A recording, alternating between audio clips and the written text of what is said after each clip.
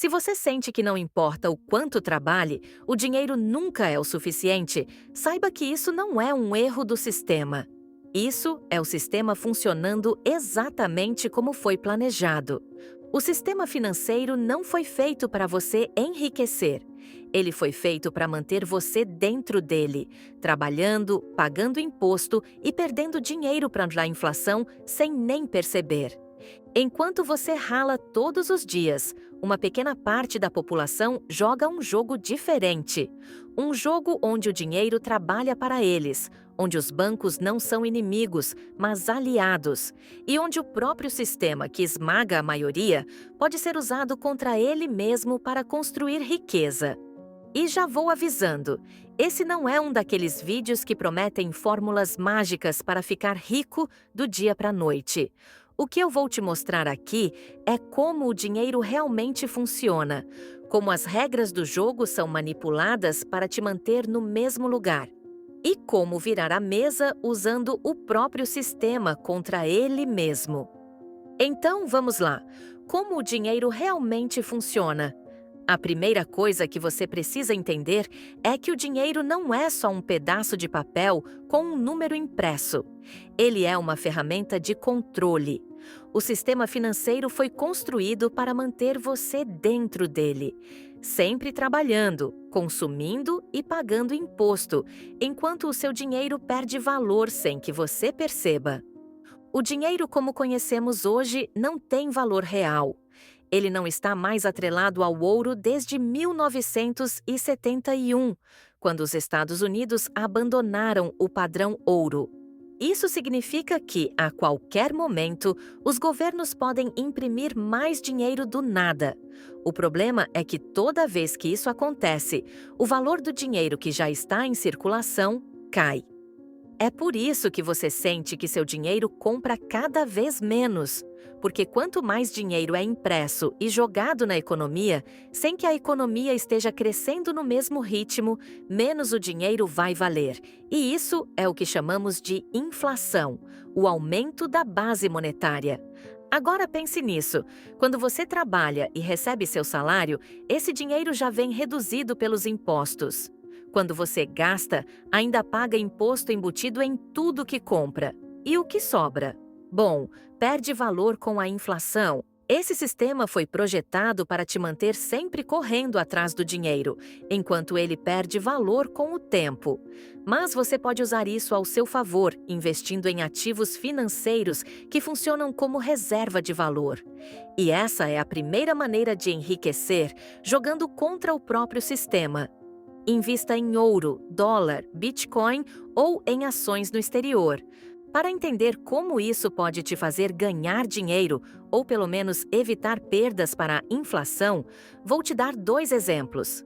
O primeiro aconteceu em 2015, durante uma grave crise financeira. Enquanto a bolsa de valores despencava, o dólar se valorizou 47% frente ao real, saindo de cerca de R$ 2,65 no início do ano para aproximadamente R$ 3,90 no final de 2015.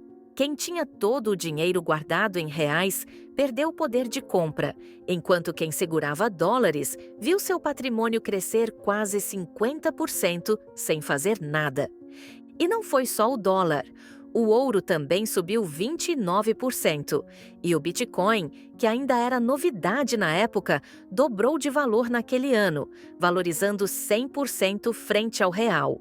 Outros ativos que se valorizaram enquanto o real despencava eram as ações no exterior. A Amazon se valorizou 117% em 2015. O Facebook valorizou 34%. O Google teve uma valorização de 45% e a Nvidia ficou com uma valorização de 66%. Lembrando que tudo isso foi só em um ano. Agora vamos avançar alguns anos e olhar para 2020, um dos períodos mais caóticos da economia global. Enquanto o mundo enfrentava uma pandemia e as bolsas de valores desmoronavam, ativos como ouro, dólar e Bitcoin voltaram a se valorizar frente ao real. E antes que você comente, eu sei. Tecnicamente, o dólar não é um ativo financeiro. Mas, comparado ao real, ele funciona como em momentos de crise, sendo a moeda física mais forte do mundo. Sua valorização frente ao real supera, e muito, o IPCA quando acontece uma crise financeira no Brasil. Ou seja, manter parte do patrimônio em dólar em crises não apenas protege seu dinheiro da desvalorização, mas também aumenta seu poder de compra ao longo do tempo, tornando-o, na prática, um ativo financeiro. Mas voltando, o ouro se valorizou 41%, o dólar teve uma alta de 29% em 2020 e o Bitcoin? Bom, esse foi o verdadeiro destaque. Subiu 310%, saindo de cerca de 7 mil para 28 mil reais. O que fez com que os brasileiros que tivessem investido nele no começo do ano tivessem um aumento brutal de patrimônio. E não foram só esses ativos que se valorizaram. Algumas empresas grandes também se valorizaram, mesmo em um momento tão caótico. A Amazon se valorizou 76%, o Google 31%, a Nvidia 122% e a Meta 33%.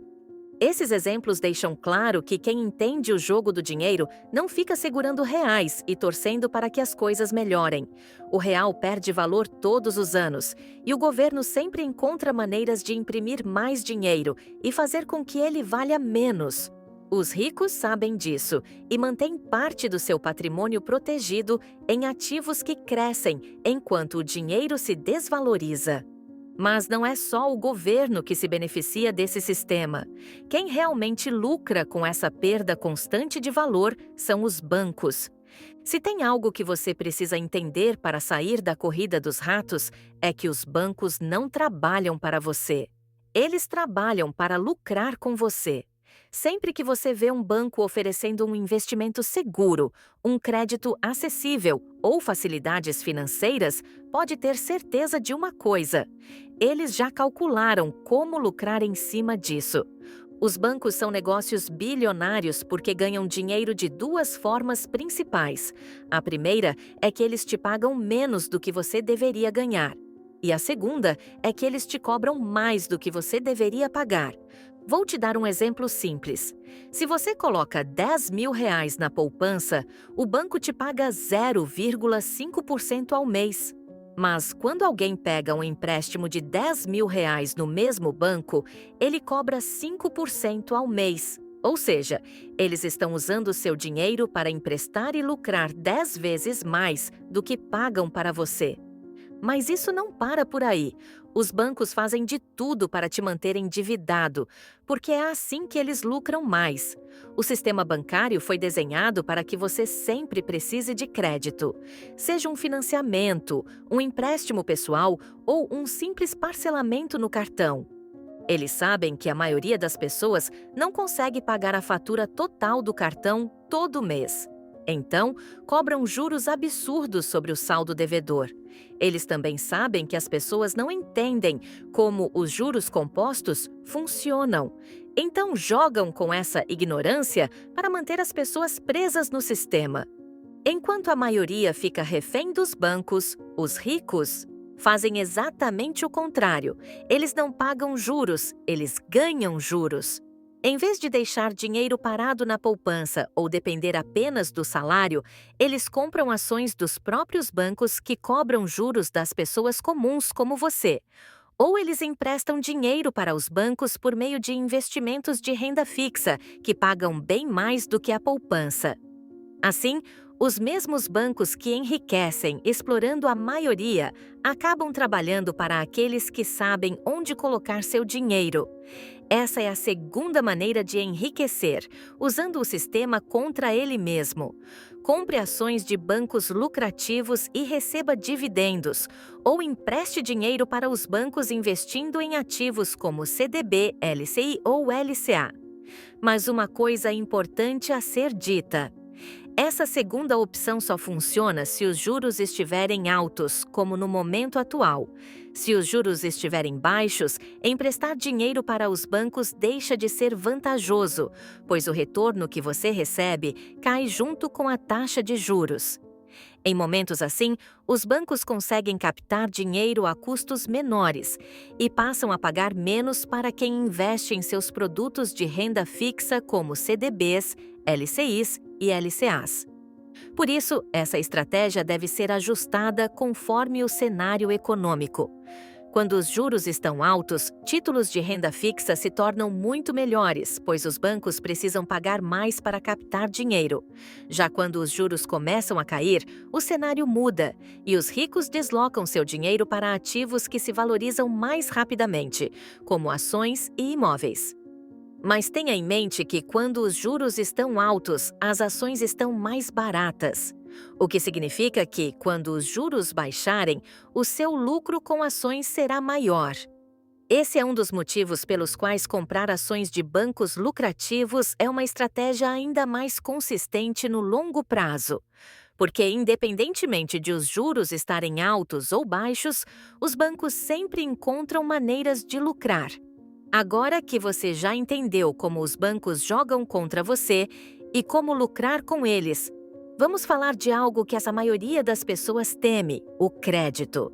A maioria vê a dívida como um problema e, de fato, ela pode ser um buraco sem fim se for usada da forma errada. Mas os ricos entendem que a dívida pode ser uma ferramenta poderosa para construir riqueza quando bem utilizada. O erro da maioria é pegar crédito para comprar passivos, coisas que só trazem gastos, como um carro de luxo financiado, um celular parcelado em 10 vezes ou uma viagem que será paga durante anos. Os ricos fazem o contrário. Eles pegam crédito para adquirir ativos, que são coisas que geram dinheiro para eles.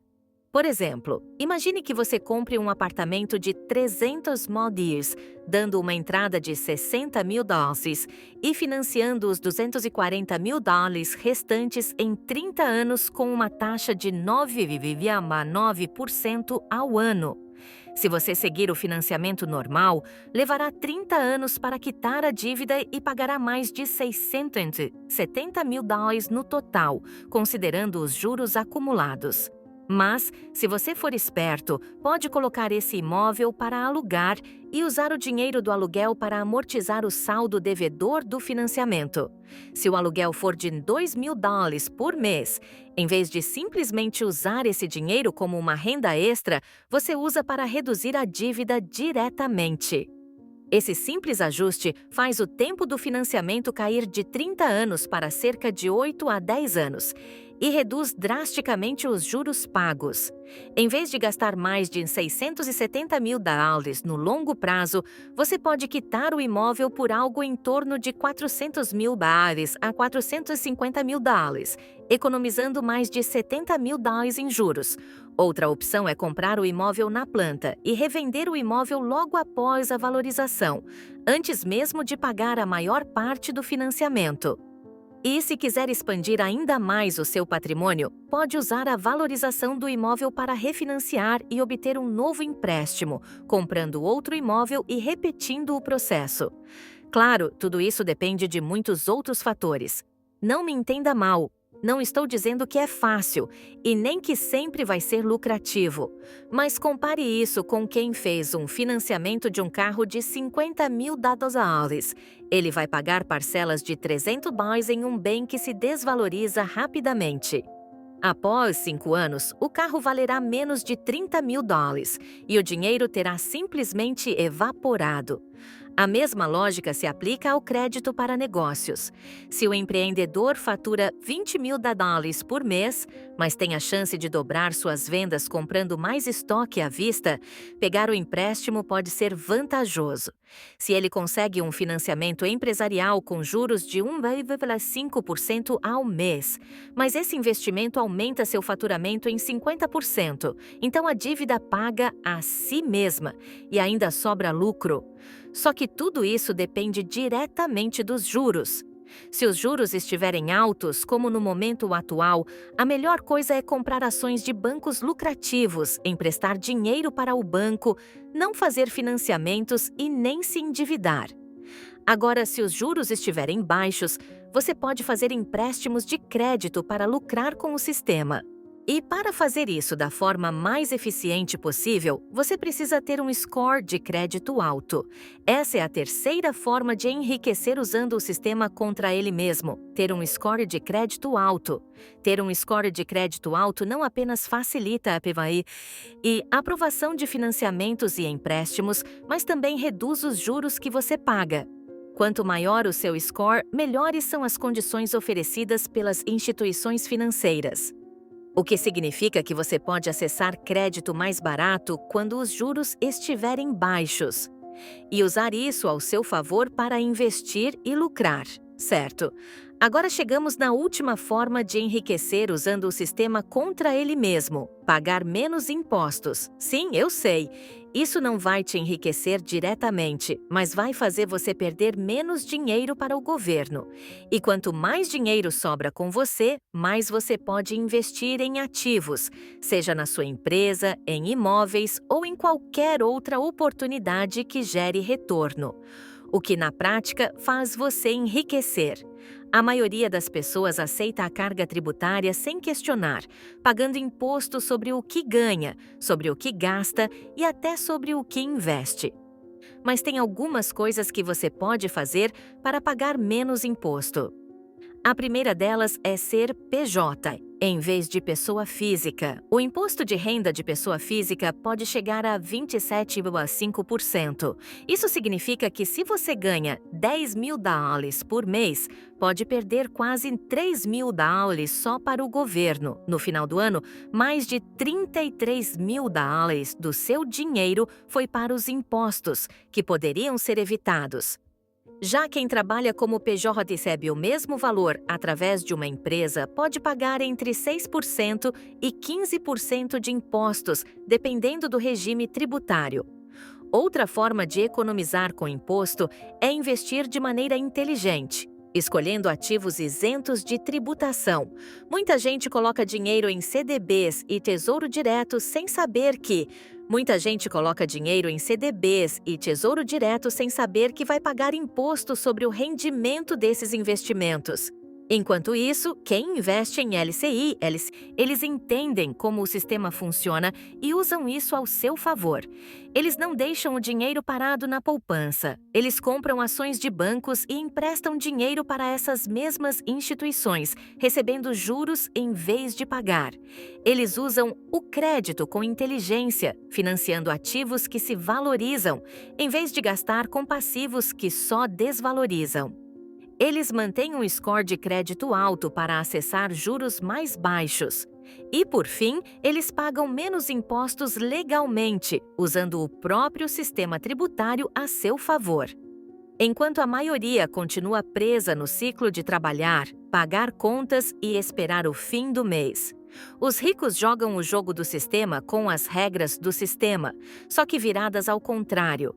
A diferença é que agora você também conhece essas regras e pode começar a aplicá-las hoje mesmo.